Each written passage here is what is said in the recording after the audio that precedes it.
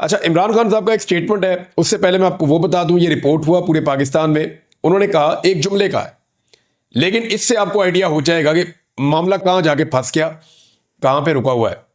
इमरान खान साहब ने कहा कि मैंने कोई डील नहीं करनी, कौम को वाजे बता दूं, आपकी आजादी इनसे छीन कर वापस आ रहा हूं इंशाअल्लाह। ये इमरान खान साहब ने कहा कि मैंने कोई डील नहीं करनी, कौम को वाजे बता दूं, आपकी आजादी इनसे छीन कर वापस आ रहा हूं इंशाअल्लाह। ये जी इमरान खान साहब ने कहा। कहानियों का सबक यही था कि अगर कैदी का जज्बा सच्चा हो तो दुनिया की कोई जेल उसे फरार होने से नहीं रोक सकती। पाकिस्तान के सबसे मशहूर कैदी इमरान खान है और किसी जमाने में पाकिस्तान की सबसे सख्त जेल मच जेल समझी जाती थी, लेकिन आजकल अडियाला है, जहां पर जेलरों को कैदी से हंसकर बात करने पर गायब कर दिया जाता है। और कैदी का जज्बा ऐसा है कि आपको उनकी सियासत से लाख इख्तलाफ हो, लेकिन उनके जज्बे से उनके सियासी मुखालिफिन भी तंग हैं। जिस तरह इमरान खान ने पाकिस्तान की सियासत में नए अंदाज मुतारफ करवाए हैं, इसी तरह उन्होंने अडियाला जेल से फरार का एक अनोखा मंसूबा सोचा है कि वो ऑक्सफोर्ड यूनिवर्सिटी के चांसलर का इलेक्शन लड़ेंगे। सच्ची बात यह है कि इमरान खान के इलेक्शन में उतरने से पहले ना पाकिस्तानियों को और ना ही इंग्लिस्तानियों को, ज्यादातर इंग्लिस्तानियों को इल्म था कि ऑक्सफोर्ड के चांसलर का भी कोई इलेक्शन होता है। उनके ऐलान के साथ ही सबको चांसलर के इलेक्शन का ऐसे ही पता चल गया जैसे अब बच्चे बच्चे को इलेक्शन फॉर्म 45 और इलेक्शन फॉर्म 47 के बारे में पता है। फॉर्म 45-47 वाली कहानी तो सबको पता है ना पाकिस्तान में।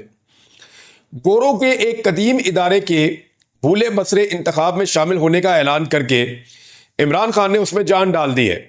मंसूबा यह नहीं कि इमरान खान अडियाला जेल से सुरंग खोदना शुरू करेंगे और एक दिन ऑक्सफोर्ड के चांसलर के दफ्तर में नमूदार हो जाएंगे। वो रहेंगे जेल में ही, और जैसा कि उनके जानसार समझते हैं, जेल में रहते हुए मजबूत से मजबूत तर, मकबूल से मकबूल तर होते जाएंगे।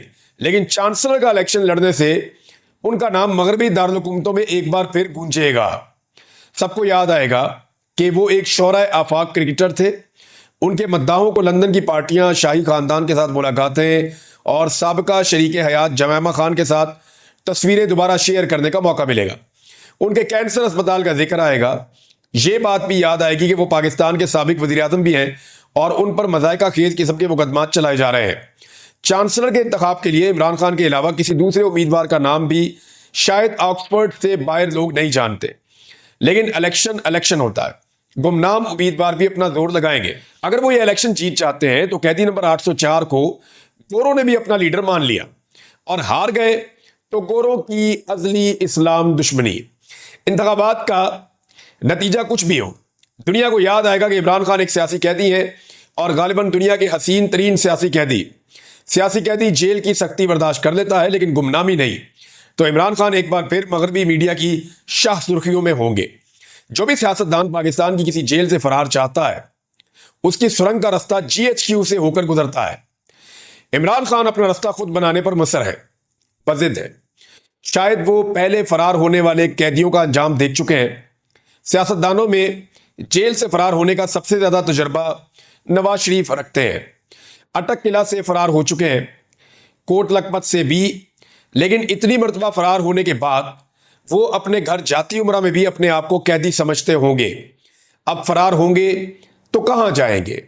दूसरी तरफ इमरान खान अपनी सुरंग खोद रहे हैं और कोई जेलर रोक भी नहीं सकता। ये जनाब जबरदस्त किस्म का कॉलम लिखा था मोहम्मद हनीफ साहब ने। इसमें आपको सिचुएशन का आइडिया हो गया। और वही बात मैं करता हूं कि इमरान खान जेल से बाहर आना चाहते हैं। कौन है जो जेल में रहना चाहता है? लेकिन इमरान खान अपने तरीके से आना चाहते हैं। एस्टेब्लिशमेंट भी चाहती है, बाकी लोग भी चाहते हैं कि इमरान खान जेल से बाहर निकले ताकि पाकिस्तान में इस्तेहकाम आए। लेकिन मामला यह है कि अगर इमरान खान साहब बाहर निकलते हैं एस्टेब्लिशमेंट के तरीके से, तो तभी वो राजी है इस मामले पे। वो चाह रहे हैं जैसे बाकी सारे सर नीचे करके बाहर आ जाते हैं, वैसे ही बाहर आ जाए, सर झुका के बाहर आ जाए। लेकिन इमरान खान कहते हैं जी बटा वाला फाटक खोलो, मैंने सर नीचे नहीं करना। मैं जेल के अंदर जिस इज्जत के साथ गया हूं, मैं उसी इज्जत के साथ बाहर आऊंगा। और इमरान खान साहब का कद वैसे भी बहुत बढ़ गया है जेल के अंदर रहने की वजह से, तो अब तो उस छोटे दरवाजे से वो गुजर भी नहीं सकते जो एस्टेब्लिशमेंट ने और हुकूमत ने मिलकर बनाया है। अब इमरान खान के लिए बड़ा गेट या तो खोलना पड़ेगा या कोई और हल निकालना पड़ेगा, क्योंकि पुराने सारे जो आजमूदा नुस्खे थे वो इमरान खान साहब के मामले में बेकार हो गए। एक और खबर है जी, और वो शहबाज शरीफ के इस्तीफे के हवाले से एक इंकशाफ किया है आमिर डोगर साहब ने। आमिर डोगर साहब जो हैं वो पाकिस्तान तहरीक इंसाफ के मेंबर कौमी असम्बली हैं और माजी में मुख्तलिफ ओहदों पर भी रहे पाकिस्तान तहरीक इंसाफ के। इमरान खान साहब के दरीना साथी हैं। उन्होंने एक जगह दावा किया कि पिछले हफ्ते शहबाज शरीफ साहब जो हैं वो इस्तीफा दे रहे थे। उन्होंने कहा जी 2 हफ्ते पहले शहबाज शरीफ साहब इस्तीफा दे रहे थे, पीपल्स पार्टी अगर हाथ हटा ले तो सुबह हुकूमत खत्म हो जाएगी। देखिए ये हो सकता है किसी जगह शहबाज शरीफ साहब ने धमकी लगाई हो और पीपल्स पार्टी के जरिए से ये बात आमिर डोगर साहब तक पहुंच गई हो, क्योंकि असेंबली के अंदर ये आपस में बैठते हैं तो एक दूसरे से बातें भी कर लेते हैं। हो सकता है शहबाज शरीफ ने कहा हो किसी मौका पर पीपल्स पार्टी को, क्योंकि उन दिनों में मुझे याद है पीपल्स पार्टी की और शहबाज शरीफ साहब की मुलाकातें हो रही थी। पंजाब के अंदर शेयर मांग रहे हैं। अब मरियम नवाज और नवाज शरीफ पीपल्स पार्टी को पंजाब में शेयर देने के लिए तैयार नहीं है। शहबाज शरीफ साहब कहते हैं जी आप दे दें शेयर, उधर पीपल्स पार्टी ने इनके सर पे डंडा मारती है बार बार शहबाज शरीफ के। पीपल्स पार्टी ये कहती है कि लूट का माल है भाई पंजाब, ना आप जीते वहां पे ना हम जीते वहां पे, जीती तो पीटीआई है, तो लूट का जो माल है उसके अंदर आप हमें हिस्सा दें, हमने आपको हुकूमत बना के दी हुई है। वो बेचारे सही बात करते हैं।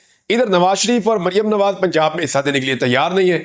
तो मे भी शहबाज शरीफ ने कहा हो कि ठीक है जी मैं रिजाइन कर देता हूं, तो ये तो एक धमकी है शहबाज शरीफ के पास। लेकिन देखें ये चलेगा नहीं मामला, और मुझे नहीं लगता शहबाज शरीफ साहब कभी भी संजीदा होंगे, क्योंकि अगर इन्होंने अब इस्तीफा दिया या सियासत इस वक्त खत्म की और ये इलेक्शन के अंदर गए तो पीटीआई का जो बलडोजर है वो इनको रौंद के रख देगा और इनको लेने के देने पड़ जाएंगे।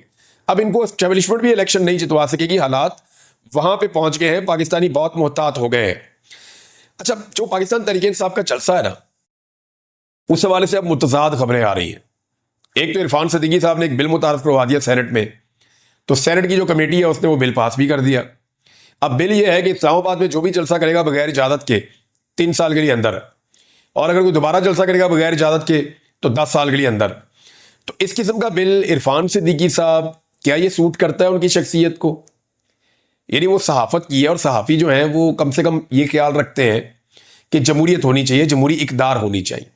तो एहतजाज का एक हक होता है, पॉलिटिकल गैदरिंग्स का एक हक होता है, और जो जमहूरी सियासी निज़ाम होता है उसके अंदर ये बुनियादी और बेसिक चीज़ें होती हैं, इनके बगैर मुकम्मल नहीं होती आपकी जमहूरियत। और वो उसके ऊपर ऐसी कदगरे लगा रहे हैं। ये मिशन कभी भी मुकम्मल नहीं होगा, ये मैं आपको लिख के देता हूं। आप उल्टे लटक जाए, सीधे लटक जाए, छलांगे मारे, तत्ते तवे पे बैठ जाए पाकिस्तान की एस्टेब्लिशमेंट, ये मिशन मुकम्मल नहीं होगा। मैं बार बार कह रहा हूं कि पाकिस्तान की मिलिट्री एस्टेब्लिशमेंट के पास इमरान खान वो आखिरी मौका है जिसके जरिए से आप पाकिस्तानियों को राजी कर सकते हैं। मैं ये नहीं कह रहा कि उसके साथ डील कर लें जाके, मैं ये कह रहा हूं कि इमरान खान आपके पास आखिरी मौका है जो आपको इज्जत के साथ आपकी बैरकों में वापस भेज सकता है, क्योंकि इसके बाद लोग किसी और की ये वाली बात नहीं सुनेंगे कि मुल्क भी मेरा और फौज भी मेरी। ये इमरान खान की हद तक लोग सुन रहे हैं और बर्दाश्त कर रहे हैं।